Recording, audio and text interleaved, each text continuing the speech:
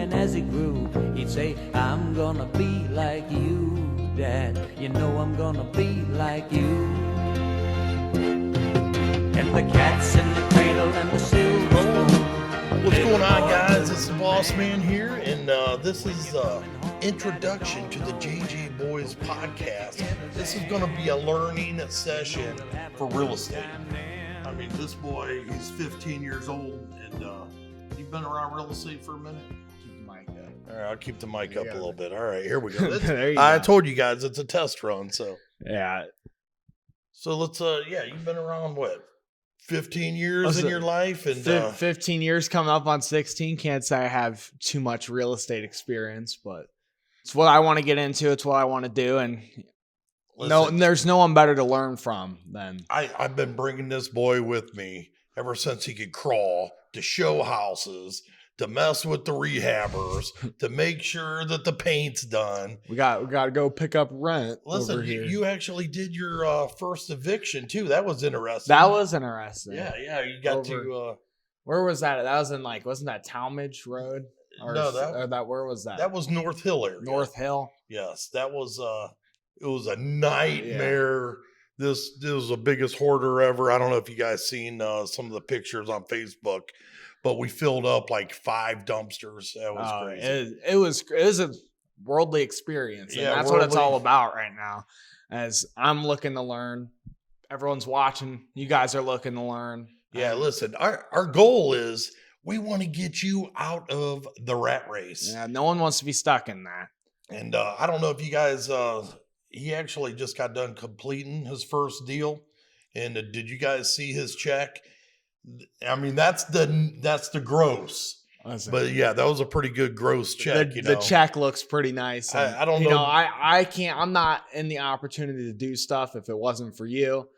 So. Well, listen, I don't know many 15, soon to be 16-year-olds that actually had a 6-figure check wrote out to them. So that was pretty cool. That was definitely pretty cool. Cool experience. But, I guess I want to tell you a little bit about my experience. I've been in real estate pretty much my whole life. I tell a lot of people, because I wasn't the best high school student or in college, this is something I say, hey, thank God for real estate for C&D students. Now this boy here, he's not a C&D student. I get a little better grades, but Yeah, he's straight A's. I mean, that's pretty impressive. So you're actually you're going to be well beyond me when you are my age. Well beyond it.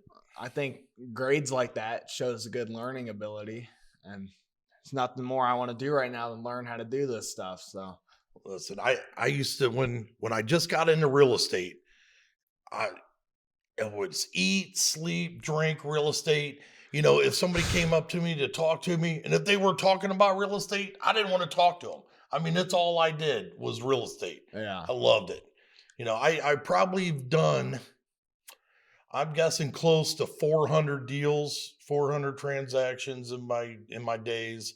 I actually started off in my early 20s in Colorado, buying and selling. I had no idea what I was doing, but I was learning under a pretty cool guy, and just started picking it up from there. And now I'm know all kinds of techniques. Yeah. And, proven track record. So what it takes is someone to learn from and the motivation to learn. We have someone to learn from. You just have to have the motivation to learn. Yeah, listen, the motivation is everything. And that's everything. You can't be scared. I mean, you know what scares me the most? What? Is getting a job. Getting a job. I mean, hey, you guys out there, do you know what a job stands for? I know you do. What does it stand for? Just over broke. You do not want a job. No, I don't.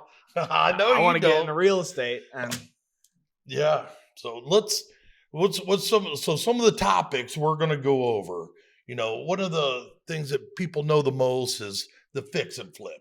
Yeah, there's a lot of ways I've become to learn to profit from real estate. A lot of people, they think of, let's buy a house, put some money into it, sell it. That's like I don't want to say that's the generic way, but that is what a lot of people associate when they think real estate investor. There is a lot more than that, though. Yeah, buy cheap and then retail.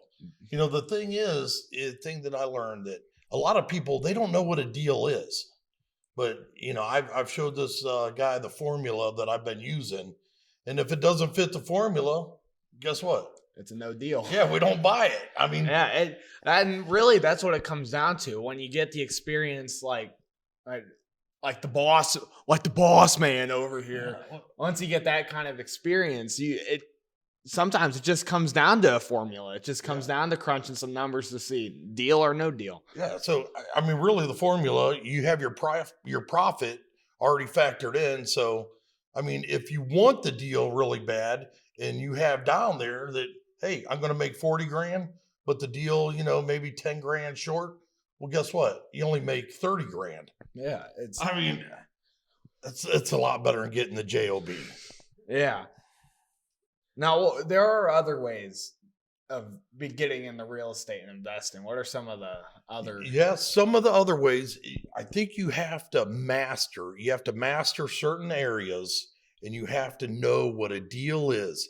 And if you could find the deal, you don't need the money. You could always sell the deal and just make it quick, you know, 2 to 10 grand on a wholesale deal. So, you know, you go out and find a deal and then you would sell it to somebody that wants to retail it. And wholesaling, it's from what I've learned and been able to experience, it's an easy way. A lot of people use that as to get into it. It's easy and it's, you know, it's a good starting point for a lot of people. I see myself starting to do a lot of those here soon. Yeah. So the deal that we had to evict the lady, I was going to do a fix and flip on that, but we ended up wholesaling it because the company behind the house wanted the house. And I was like, man, when companies want places, they'll pay top dollar to make sure they get it. And they actually wrote a check. I couldn't believe it. I'm like, you know, I told them to make sure they write it to the title company. I mean, that was a good one. But that is a wholesale deal. In another way, you know, a good way to do it. And a lot of people, they don't know this by now. And there's a lot of low interest rates that's been out there, you know, like 2.5%, 3%. And a lot of people that didn't have that refinance when they could get that to make sure they have a lower interest rate. So they're out there. So even if a house, this is called, you know, I call it, you know, getting the deed, doing a wraparound mortgage. You know, if a house is out there and it's in pretty decent shape and it's got that low interest rate and there's like really no equity to where, you know, people are like, you know, this ain't no deal. There's no equity. It's worth 150 and, you know, 140,000's owed. Yeah. There's really no equity there, but go ahead. Now, this is a concept I'm still coming around to learning. I want to experience it, be able to do some of my own deals with it, to be able to learn it really greatly. And it's something hard to understand, especially for someone that's kind of new. I always try and put it in simple terms, but like if you have a house, 100 grand, and you have a mortgage that if you paid it all off, it's 100 grand. That means there is zero equity in the house. Well, listen, it's negative equity because you can't even pay a realtor. If you were to sell it, you have to pay the realtor. You got to go through that process. So you'll end up losing money. And a good way, and it's real cheap because a lot of people, they won't understand it. I still don't even understand it. Why someone would deed you a house for nothing.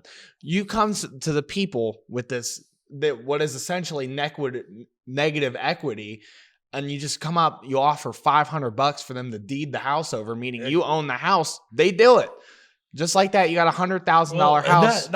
Listen, it's all real estate we're in the problem solving business pretty much. So if they have a problem and we can create win-win situations, I mean, it's usually a pretty decent deal. Have a problem. They're behind on their mortgage. They can't pay it. You know, they don't want to sell it. Most of the time that's because of a divorce. You know, you will run into all kinds of divorce deals where the husband is trying to stick it to the wife trying to stick it to the husband. And, you know, so neither one of them are paying. I mean, those, you know, and then we go in there and we create a win-win situation. They're winning because they get out of the situation they're in, and we're winning because we know how to invest the money properly to end up making money off of it. Yeah, correct. And it's a hard concept to learn, but once you understand it, you always understand it.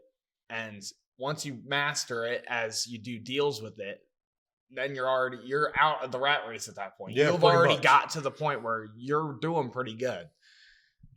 So your goal, pretty much, when you start doing the wraps and stuff, a lot of people don't even know what their outgo is. So as soon as you get your income from real estate that is equal to or surpasses your outgo, guess what? You're out of the rat race. You're out of the rat race. It's literally that easy. Yeah. So you just have to figure it out. You got to sit down and really crunch the numbers and say, well, no, I'm not spending $5. It doesn't take $5. It's really probably $6,000 to $7,000 a month that I need to make. And how many deals that we need to do? And, that's it until you're out of the rat race. Yeah. And then there's, of course, we already mentioned once, there's going to be certain formulas for everything. You'll know a good deal once you've done it for long enough, like you have. You'll know a good deal when you see it. And it just comes down to the numbers again. And if you plug in numbers, if I could sell this house for this and I could buy it for this, it'll probably cost this much to fix it. You know what you'll make. Yeah, you're going to know up front. So what we're pretty much talking about today, we're just going over the general idea of all the real estate, but we're going to definitely get into the nitty gritty of it in future podcasts. But while we're at it, another way that you could take over properties, and I love doing this, is the lease purchase. I love leasing houses with the right to purchase and the right to sublease it. Now, this is one that I don't really understand. You haven't done. I haven't gotten any exposure to this. I don't really know it yet, so I'll be learning right along with everybody that's watching. Yeah, but the lease purchases, we'll go out, we'll do live deals. And the lease purchases, these are the ones where I like to target like the really, really nice houses. I would say 200,000 and up, man. One time in Colorado, I lease purchased an $800,000 house, and this was in the early 2000s. Yeah, so I couldn't believe it. I went in there like I was in my 20s, and I got a lease purchase for that big of a house. I couldn't believe it. I was like, wow, what do I do now? Should I move in this thing? But no, I only had enough money to make like one rent payment. So luckily what I did is I had the right to sublease it. I got somebody in there to cover the payment. Not only cover the payment, I got $800 a month over and above that. And what I sold it to them for and what my purchase price was like a $90,000 spread. Yeah. And this will all be stuff that we go over more in depth, exactly how to do it, exactly the numbers. We'll give you examples for everything. We will teach everyone the best way of doing it. Yeah. Yeah. So you too could, get a check for the picture that you're seeing. What do you think? Think we should go over the formula or just? I think we could save that for when we talk a little more about fixing flips. All right. Well, another way, something else that we're going to go over in depth is, you're talking about all this stuff, but how do you find these houses? And that's, I think, so we went to a big real estate seminar. What was the guy's name that we went to? The legal whiz, Bill Bronchek. Yeah. And what a big takeaway I got from it was really good, really informational, but I learned a lot. And what a lot of people's issues were, even from talking to the other people that were there, networking, they can't find deals. Yeah. That's their issue. They can't find them. Or they don't know what a deal is really. Yeah. So let's say they can't go out. They know what they're looking for, but they can't find it. Or sometimes they know they have it. They just don't know it. And I don't know.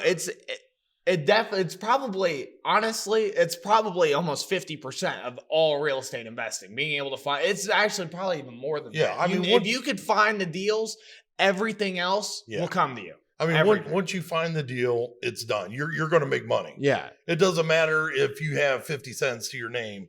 You're going to make money. If you find the right deal and you could tie it up with the purchase agreement with the right to sell the agreement or the right to assign the agreement, yeah, you're going to make money. And there's all kinds of ways we find houses. I'll go over one of them that I like. I incorporate. I love my trash guys. I love them. I do. So I give my trash guys a really detailed what I'm looking for in houses, because they're going around everywhere checking out the houses. So here, you bring me back a lead from an address, of a house that, looks like it's empty, or, they just got evicted, I'll give you $20 per house. But you got to make sure that you give them what you want, because you know what? They're going to bring you back the first day. They're going to bring you back 50 houses.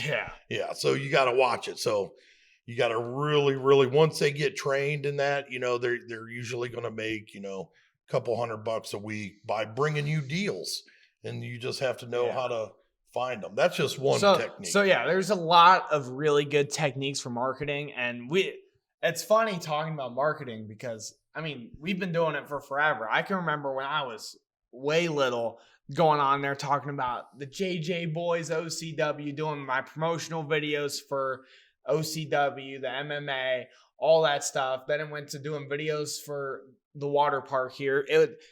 We've always been doing marketing, and now I'm able to apply all the stuff I learned even when I was little to what I want to do now, because it comes down to it. A lot of it's marketing, being able to reach out to people, it's connections with people, and it's all stuff. We'll go into a lot of more specific strategies at a different time, because really it's something that you could cover. Pretty much each strategy is going to be a whole entire episode. Yeah, you could get cover so in depth with it. Like you could cover how to find deals for hours, because there's so many different ways, and there's so many good ways of perfecting it. And it's one of the most important parts of real estate. It's probably the most important part. And it's the part that what I tend to realize, the part most people have the most problems with. And we've actually, the deal that you did, that was somebody passed away in the house, and it ended up being a probate deal. Yeah, it goes into the person died, and the only relative lives on the West Coast. And they weren't even sure that they were going to open probate. He didn't have no one. And so the deal kind of came across our table, and I told him, I'm like, man, this is going to be a good first deal for you. And he got a check. Able to get it done. He got a check. That's just another good example of when you find the deal, you'll find a way to close it. Yep. And then like I'm saying, create. We got to fit. When you find the deal, you got to create those win-win scenarios. People sometimes ask me, they're like, well, what do you do? I'm like, I'm a transaction engineer. I just, that's a lot of people, you got to come up with solutions. A lot of people, I think, they get confused when you talk about the differences between like a real estate investor. They think of like the fix and flip, but then some of the stuff we get to explaining, like the wraparound stuff, when we're doing wholesales, some people, they want to call us realtors. They think that's what realtors do. And so there's huge differences. Oh yeah, huge difference. We're actually going to have them under contract. Yeah. And we're either going to buy them or, sell the contract. And it's not always a bad thing to work with realtors too, to sell houses, especially if you have like a group of realtors that that you can consistently go to. All right, boy. Well, that's, like I said, that's going to be a whole entire that's a huge topic. The next one would be once you have the deal. All right, so I don't have no money, boss man. I don't have no money. I've told a couple people this. They're like, I want to get in real estate. I'm like, well, go out there and find a deal and make an offer, and call me when you got a contract. I got a call 2 days ago. He called me up. Boss man, I got a contract. Oh my gosh, I don't have no money. They actually want $1,500 for earnest money. And I told him I'm going to mail it to you, or I'm going to send it in. So he came to me, and he wanted to partner up. And from paper, it looked great. It did. It looked great. I didn't drive you by this one. You were actually at school. And I went over there, and I'm like, whoa. This thing was it needed bulldozed. It pretty much. I mean, once you get into a rehab that intense, that's even a hard wholesale deal. Yeah. So you got to watch, throwing money at. You got to understand what the deal is. I mean, that's if you're like lending the money, though. What a lot of people don't understand is, I mean, you go out, you find the deal, but you don't have any money. Yeah. You'll find a way to get the money. You'll be asking people all day, every day, to get as much money as possible. What we just talked about, the lease purchase with the right to sell it. Yeah. Yeah. You need very, very little money. If you could get a credit card, you could do it. Well, of course, there's the strategies that don't take a lot of money, but a lot of people that want to get into the fix and flips, they get real freaked out because they don't have any money. It's okay if you have to get lent $100,000. People get freaked out because you start throwing huge numbers like that. They're like, oh my God, what am I going to do? Well, if you own the house for 4 months total and you borrow $100,000 listen, people, if you think that you can't get the money, you could get it. Yeah. If you have the right deal, you're going to have to pay probably 12% interest. But guess what? You'll end up making money because 12% interest is a lot better than splitting a deal with somebody. I mean, you borrow. So like, I'll continue trying to describe this because a lot of people, it's taught that debt's bad. Get out of debt. Not all debt is bad. And that's a concept that a lot of people don't understand. You borrow the $100,000 and let's say you buy the house for 60, you put 20 into it. There's 20 grand in holding costs, taxes, let's say you pay workers to do it. You're not even doing the work. Let's say it comes out to about $100,000. So you used all the money that you borrowed, but then let's say you sell it for 120. You made 20 grand when you had zero to start. And it's all because you know how to borrow money. Yeah, you know how to borrow it. Yeah. And I think that freaks a lot of people out. When it comes down to it, it's really simple. Like, I think when you explain it to someone and the people that don't understand it, it's like it's like almost funny because it's real simple math. It's just the numbers get big and everyone's been taught get out of debt, stay out of debt, work 8 hours every day, 5 days a week. And then they see a number like, I'm going to borrow $100,000 from the bank. No way. I'm only going to borrow that much money if I'm going to buy a house that I'm going to live in, which is. Now, listen, I hope you're able to borrow 10 million, 50 million, 100 million. You know why? Because someone else is paying off the debt. Yeah. That's the whole entire thing about real estate. Somebody is paying your debt and you're making money off of it. You're getting the tax implications great because you get to depreciate it. That's going to be another topic. We'll probably get an accountant in here for that one. Yeah, the taxes, that's another big one because that's one I don't understand at all. I'll be learning right there with all you guys for that. And with the taxes, I mean, I don't understand it really. And that's also a really huge topic because a lot of people, no one wants to pay the government nothing. I know that. Yeah, well, you don't want to. It's something else. People do. They trip over the dimes. Don't trip over the dimes to get to the dollars. Yeah, you want to grab. Yeah, don't trip over. Just do the deal. Don't be scared. Get out of the rat race. Maybe that's something. If you look a little deeper into it, that you're kind of stuck on a little bit. Oh yeah. You ever think about that? Oh yeah. Here recently, listen, he's got me out of my shell.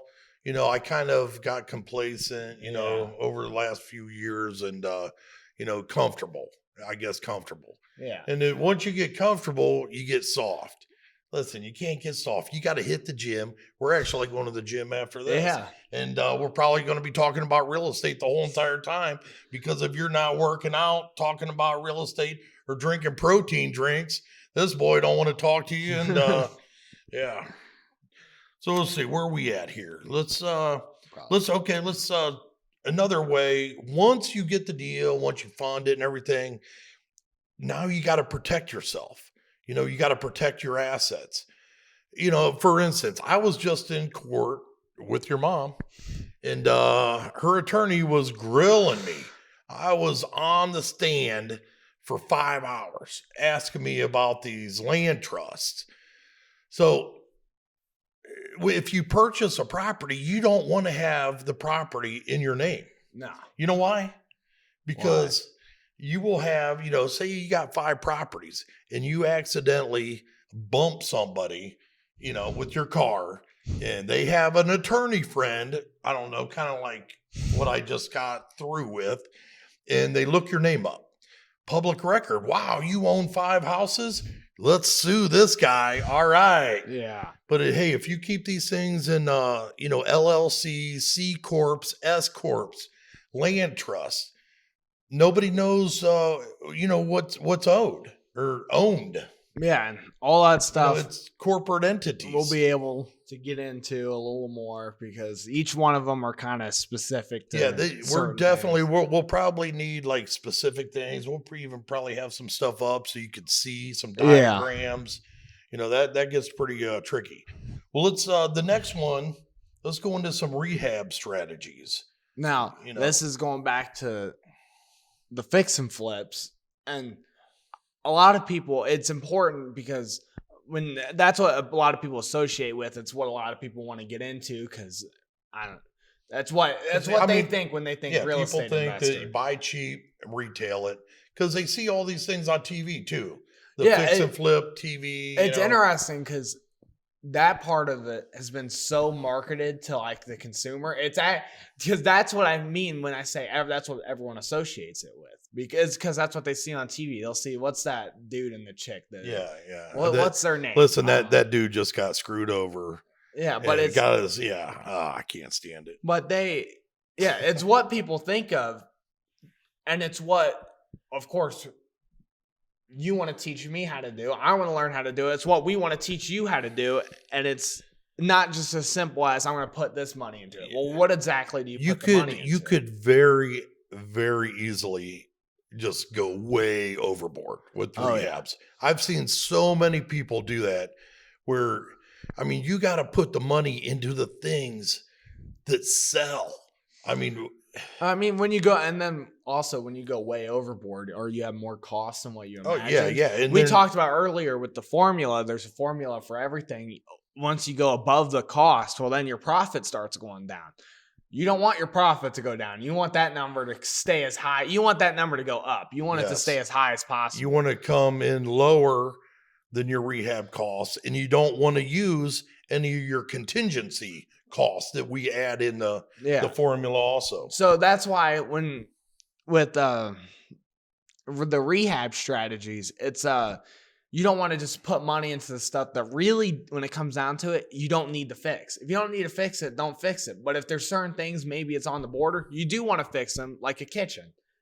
What 2 things sells a house the best? Kitchens and baths. Yeah. And it depends on, I know some other things too. But all right, so for instance, you said the kitchen. So what I like to do, I will go, with a cheap sink. But you know what? That damn faucet is going to be the most expensive, the coolest faucet around. Yeah. They love, if you have a really nice faucet, it's in.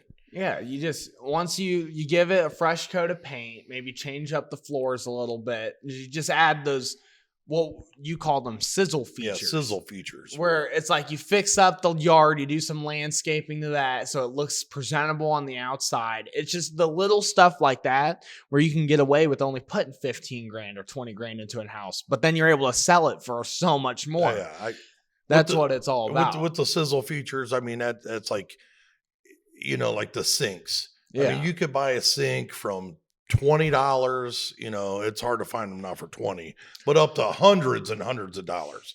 And I like to buy, if I'm in a $200,000 house, something, right around 80 to 150, but my faucet is extremely nice. It is so fancy. Oh yeah. And people just look at that faucet, and I do that also in the bathrooms. All right, ladies, I'm going to say it. But you guys always, every time you guys go into a bathroom, you guys always look at the shower head. I don't know why they do that, son, but they always they always look at the shower head. So guess what? I have the best shower head ever in the bathrooms. You could take that thing off. It has 50 different modes on there. And guess what? It sells. Oh, I'm telling you, like I've sold so many houses because of the shower head. It's unbelievable. Yeah, like you think about it, you go buy the shower head for $200, but then on your final price that you're selling the house for, it could potentially be increasing it by over like a grand. Listen, if you want to get real specific with numbers. You got to have the fanciest shower head, and you can put some jets in there. That's huge. One other thing, like say we're doing one in the inner city of Akron. This is what I've done over there, and it's worked great. So you fix the house up. You don't go overboard at all. You just bring it up to like an FHA standard or something that, a Section 8 standard of a house. But if you want to sell it, there's not a whole lot of things selling over there. But you know what sells it, son? What do you think? What would sell it? I pour just a little tiny pad, and I put a hot tub outside. There is just a $900 hot tub. No houses over in, I guess we want to call it the hood. None of them have a hot tub. And I've sold so many houses over there just because nobody has it. And they're so focused on that. They're like, oh my gosh, I love it. I can't wait to get in it. And I make sure, like when I'm showing the house, I lift that top off, the steam comes out, the jets are rolling. People see that. They're like, all right, I'll buy it. She's like, oh my gosh, I get a hot tub and the shower head. They love it. Yeah. And so that's just some of the sizzle features that I've used. There's a bunch more, but we'll go into that a little bit later. So the next pretty big thing is dealing with people when it comes to buying houses. Yes.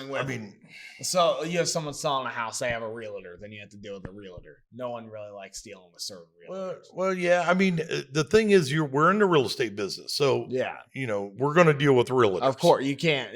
You have to be able to do it. We're going to deal with realtors. So, so let's just figure out how to get them paid. A lot of realtors, when it comes, they'll bring you deals, or they'll, like when we're selling, you don't ever want to turn away a realtor. You want to accept them. Hey, pay them. Let's figure out how to pay them, and let's just pay them. I like when it comes down to it, the realtor wants to find a way. How much do they make? Percent? It's 6%. Usually 6%, and then they make 6%. So like you're dealing with the realtor. If you can throw some things in the deal to make them feel comfortable, they'll be completely okay with either lowering the price for what you're buying it for, or raising the price, but realtors, that's one thing. You want to look at motivated sellers, so people who are just selling it without a real estate agent. Yeah, usually once a house, this we're on the buying mode now. Yeah. Usually once a house goes with the realtor, hits the MLS, it's not a deal. Yeah, because then, so you put those numbers into your formulas, and your profit starts becoming lower and lower, and then the risk factor goes up of if something goes wrong, then I'll be in the negative, and of course you'll have negative. You've probably had your fair share of negative deals. Listen, I don't lose. I thought, listen, one thing in real estate, I thought I screwed up so bad on some of them, and the ones that that scare me are the ones with septics. The ones with wells and you never know. So you better have at least a $10,000 to $15,000 contingency factor in your formula when you're dealing with these properties. And you know that the house is old, and you know that something's going to be wrong with the septic now because they come out and inspect it. And there's new laws to where, you just can't fix it. You got to replace the whole thing back. And, you're looking at $15,000 to do that. And see, it's funny you say something about the laws. That's another thing you could probably go in depth on for a very long time, talking about the rules, the regulations, the laws for your corporations, what defines being a realtor and a real estate investor or a broker, all the stuff. A dealer. There are very specific terms for all of them, and it's all due to government regulations, government rules. And that's something we could probably we could go on would for a while about. we'll get some experts in here. I'd love to have an attorney in here, real estate attorney. Stuff like that. I mean, that kind of you could probably put that in with the taxes, really. Yeah. Because taxes are it's a big government thing. It's what you have to do. And a lot of that stuff we'll be able to go in depth on certain episodes, and it'll be real informative, not just to the viewer, but to me, because like the rules, regulations, the taxes. I haven't been around for long. I've never had to pay taxes. I don't understand taxes. You're going to have to now. Yeah, that's something that was greatly reminded of. But one thing about it is they're always changing. It seems like something is always changing. So you got to be up on that constantly. Every time there's change, there's chaos. Yeah. So. And that's a big thing. You always got to pay attention to what's going on like around the world, or like, I don't want to get political, but you look at the U.S. presidents, and you have Donald Trump in there. You got to know that because he might put in some policies that are favorable towards real estate people. Smart. Yeah, or you look at certain other, you look at other presidents, they might have policies that aren't very favorable. And it's not, okay, I can make money when this guy's in, but not when this guy's in, or when this natural disaster happens, so I'm going to have to lay back. No, you are always able to make money in any opportunity. That's a great point. Yeah. I mean, every time there's change and there's chaos, if you have the ability just to kind of sit back and observe, that's why God gave you 2 ears and 1 mouth to listen. And especially when there's that chaos, when there's new laws that come out, you just gotta think. And then, these smart people, all these, real smart attorneys and tax lawyers, they come out and they find, they'll tell you how to do it eventually. And really, if you think about it, when it comes down to, it's the people who identify the change first and are the first people to do something about it. They end up hitting it huge. Like, think about recently with the AI. Everyone's been flipping out about the AI. There's so many people making so much money off of it. And it's just because they went out, they were motivated to make money. And they were the first ones to go out and understand what was happening with the change. And they found a way to sell it back to the people. That is what we're basically describing to you, that you need to be able to learn how to do. And I think it's something I'll be able to excel on, because I'm okay with change. I'm okay with being able to identify stuff like that. And a lot of people, they just... Yeah, they hate change. Yeah, they get comfortable. They don't like change. Just kind of like how you just explained that I was getting in that same old rut, And maybe that's why real estate investing, we want to help as many people as possible, but it's definitely not for everyone. A lot of people are completely okay with working a job that they like doing. Let's say they make 80 grand a year, 60 grand a year. They like doing it. They have a good retirement set up. They're okay with doing that. And they like their comfortability. They don't want stuff to change how they're doing it. So they're okay with it. And there's nothing wrong with that. It's just then real estate investing is just not for you. Yeah. Keep doing what you're doing. We are looking to help the people who don't want to do that. Yeah, that don't want to do it. They don't have a job that they like, which I know is a lot of people out there. Hey, I hate to keep saying it, but the C&D students, he's an A student, but, I was definitely the C&D one. Yeah. So, another thing is dealing with attorneys. You're constantly going to be dealing with attorneys. There's great ones out there, and then there's bad ones. Usually attorneys, they're very, very good at screwing up your deal. They're excellent at it. Excellent. So, and it's funny, most of the time, if you know more about real estate than your attorney, you need to try to stay away from them, or get a new attorney, or just or if it's not your attorney, it's their attorney. Yeah. And then you feel like you have to educate that attorney. All that's happened multiple times. They don't understand, a lot of the stuff. And that's something that, we're going to teach you, just how to deal with multiple people. Let's see, what's next on the list here, son? The selecting areas to find properties. Yeah, that's goes in right with finding deals. We talked about how that's the hardest part. We could talk for days about how to find deals, how to market, how to do all that stuff. This is a huge aspect of that. Finding the areas. Yeah, and you could do this in every area. That's what's cool about real estate. Yeah, but your strategy is going to be different. Yeah, your strategy is different. So if you're downtown Akron in houses that could be Section 8, your strategy is going to be different. If it might be buy and hold for a rental or. Yeah. Let's say you're driving around in the nice part of Norton and you have a house that you're seeing, but you're on a street where every house, the minimum is $250,000. Your strategy is going to be very different. And they've only owned the house for say 2 years. Yeah. And they guess what kind of just the clicking in my brain, that is a good lease purchase potential. Yeah. And so we want to be able to teach these strategies that I have some of them I have a good grasp on, some of them I don't, but we want to be able to learn the strategies, teach all the strategies. So, when you're finding deals, what strategy or what technique you should use to make sure you maximize your profit that you're making.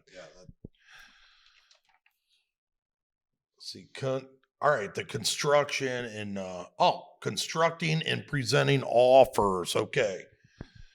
So you get all these people calling you. You come up with the marketing strategy, you get people calling you. All right. Or your trash buddies, bring you a bunch of deals. What do you do then? Well, you actually have to be able to make the deal, or not make the deal as in make your money, but you have to be able to buy the house. Well, you got to be able to sift through a lot of deals in order to find, the real deal. We only are dealing with a select few people. We're dealing with people that are motivated because they have some kind of issue going on, and we got to create win-win solutions. And you don't take advantage of people. No. We're helping them. Yes. If we cannot help them figure out their solution, I've had multiple people. I've done deals where, I've given them $500 and they deeded me over a property.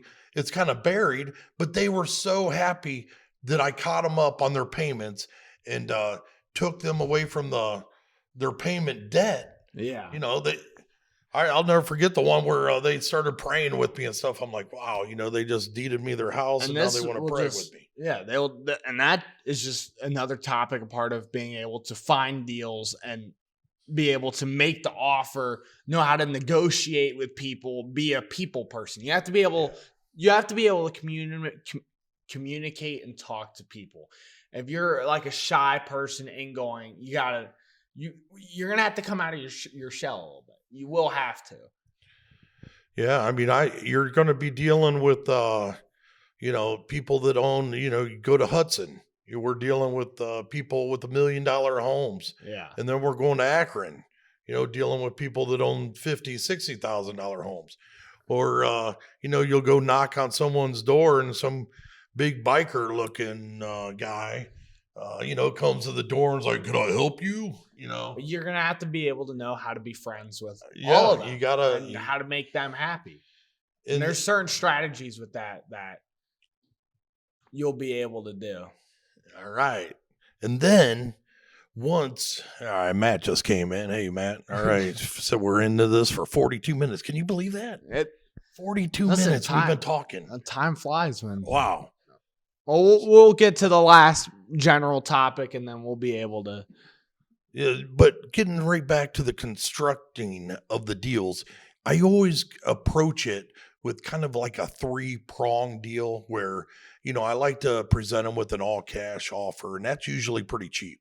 If you ever make an all cash offer and you don't, you tell them, 80 grand, yeah, you're probably, you're offering too much money. You're offering too much. If they take the first month deal you put out there, it's you horrible. Screwed up. That's not what you want. All right. Are we still rolling over there? All right. I think that's. Well, we'll get into the construction of, usually the 3-prong method. all this stuff, this is just a test run and kind of an overview of a lot of the stuff we want to teach you and a lot of stuff we want to talk about. And a lot of the stuff we can go in for and talk about for hours individually because some of it's so important, like the finding of the deals. You can talk about that for days. It's the most important part of real estate. Oh, yeah. And you'll have so many different techniques. You'll have so many people, out there looking for deals for you. It's great, and then everybody wins. Somebody brings you a deal and you end up buying it. You say you give them $50 to bring you the lead. But guess what? If I buy it, I'll give you an extra $500. Yeah. It's a win-win for everyone. They love it. So, you're going to have like a whole entire army out there, people looking for deals. So, hey, you guys remember that? So if you know a deal, call me up. So, yeah, that's just the general overview.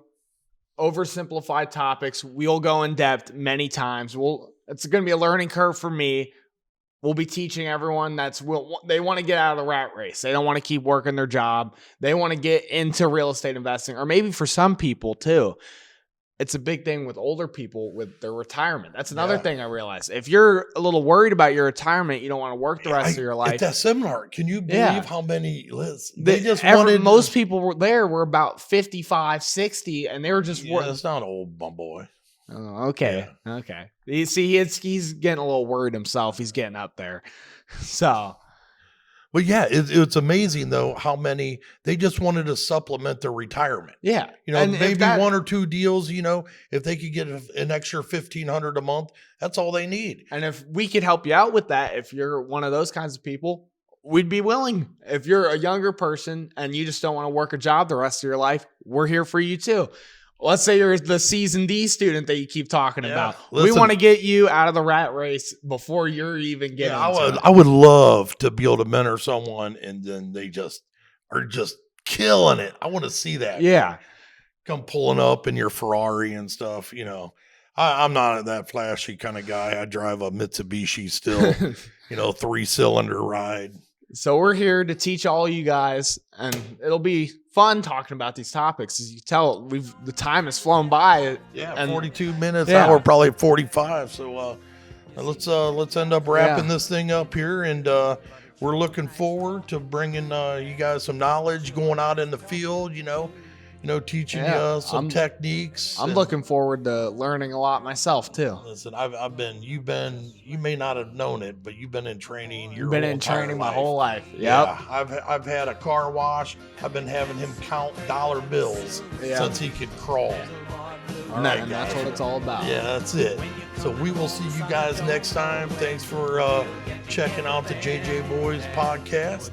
We'll see you guys soon. See ya.